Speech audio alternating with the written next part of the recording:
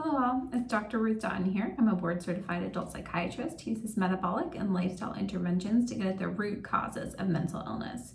So today I'm going to be talking all about ultra-processed food, so specifically refined carbohydrates and sugars as well as seed oils. So how do they impact mental health and what can we do about it? Now, this may not be a popular recommendation, but it's one that I would probably make to pretty much anyone, whether or not they have a mental health condition. And that would be to eliminate refined sugars, carbohydrates, and processed seed oils. So let's break those down and talk about each one. So what are refined sugars? So there are a lot of names that these go by. So they can include things like sugar, high fructose corn syrup, barley malt syrup, fruit juice concentrates, agave nectar, maltose, rice syrup, dextrose, and many more. And then what about refined carbohydrates? What are those? So these are going to be any grain that has essentially had its nutrients, meaning things like fiber, vitamins, minerals, they've been stripped out of it to make it easier to digest, more shelf stable, and more palatable. So think basically anything with flour. So like pasta, bread, pastries, cookies, granola bars, crackers, cereals, all of it. So what's really wrong with refined carbohydrates and sugars, right? Well, in addition to having all of those nutrients stripped out of them, they're also very quickly metabolized by the body. And so they're going to cause a really rapid glucose or blood sugar spike. And so that spike, it can not only contribute to insulin resistance and ultimately diabetes over time if it's not addressed, but it can also lead to a roller coaster of stress hormones and send your emotions on a wild ride. So when your glucose spikes, the hormone insulin also spikes to bring that glucose back down. And if it can come down quite rapidly, and if it comes down too quickly, your blood glucose, in response to that insulin, it can cause symptoms of hypoglycemia, even if you're technically not in the hypoglycemic range. But if it's just gone down from a high level to a normal level really quickly, it can cause those symptoms. So that could be things like dizziness, shakiness, hunger, anxiety, even panic attacks, irritability, among others. So your body is then going to respond by releasing some counter-regulatory hormones. So those are going to include things like glucagon, which releases glucose, and then some stress hormones, including cortisol and norepinephrine. And of course, we know that these are going to cause things like mood lability, anxiety, irritability, and more. So what might this look like? So let's say a couple of hours after you have like a big meal with a bunch of refined carbohydrates and sugar, you might start feeling really sleepy, or maybe you'll start feeling anxious or have a panic attack, or maybe you're going to start feeling intensely hungry again and start getting hangry, even though you know you just ate a really large meal a few hours before. Okay, so that's refined carbohydrates and sugars. Let's talk about seed oils.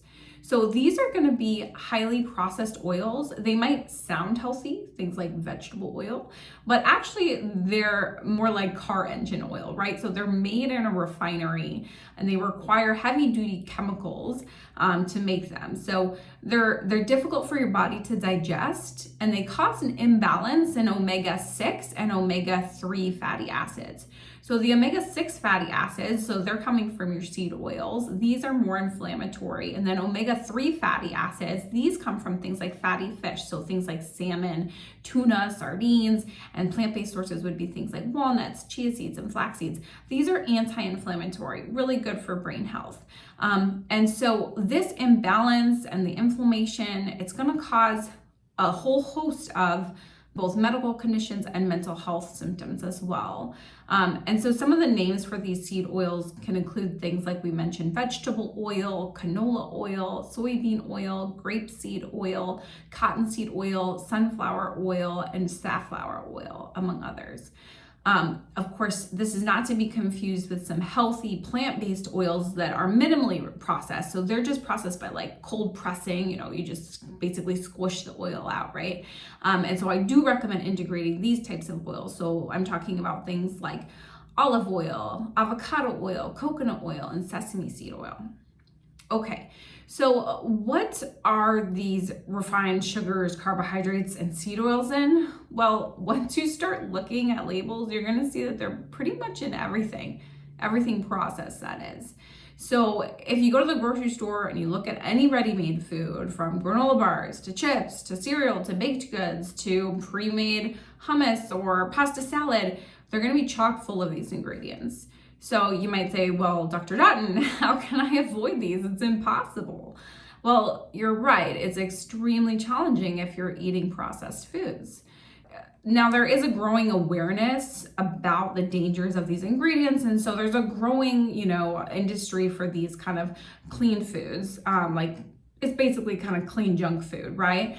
I don't really like this phrase because, of course, no ingredients are going to be clean or dirty, and there's a lot of health and wellness food brands and products that tote health benefits, but ultimately they're still highly processed as well, and they're designed to be highly palatable and addictive, not to mention that they're often extremely expensive and not accessible to a lot of people. So, if you want to indulge in these, it's up to you, but I do recommend staying away from them, not eating a whole lot of them, and trying to basically stick to whole foods. So what does that mean? What's a whole food? So a whole food is basically a food that either doesn't have a label, or you look at the label and the only ingredient, there's just one ingredient, right?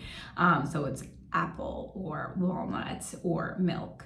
A useful tip for this can be to shop the perimeter of the grocery store. So this is where most of the whole foods are kept. So things like fruits, veggies, meat, poultry, eggs, dairy products. So with the exception of things like beans and whole grains, most of the products found in the aisles of the grocery store are going to be highly processed, and you can just avoid them altogether.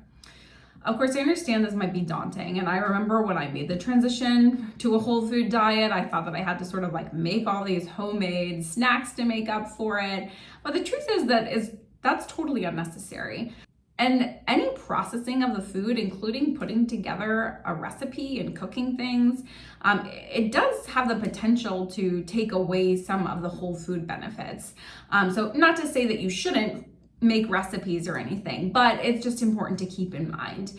So now I've sort of switched to just making one homemade snack at a time. I usually have like one thing available. It's usually some oatmeal based muffin. And then otherwise I have other whole food staples in the house that we can just grab and go. So things like fruit or nuts or cheese. Now, one of those more wellness junk foods that we do keep on hand would be something like meat sticks. So if it's helpful to you to keep a couple of those on hand for convenience, then absolutely do it. But it just shouldn't be the majority or significant portion of your diet. Most of your diet should be coming from just a whole food. Okay, so now I can almost guarantee you that you will feel better once you eliminate ultra-processed foods and adopt a whole food diet. Will this cure your schizophrenia if you have it? Probably not. So this may require a more powerful metabolic intervention, something like ketogenic therapy. But could it potentially cure your hypoglycemia-induced panic attacks, or your hunger-induced mood lability, or maybe other mild to moderate depression or anxiety symptoms? Absolutely. So not only that, but you're also going to feel physically better. And if you have issues with overeating or food addiction, then it's much less likely to occur with a whole food diet, because they're whole foods, they're going to be satiating, as opposed to ultra processed foods, which are designed to be hyper palatable and not filling. So you can just eat and eat and eat and not have any of those cues that you've had enough.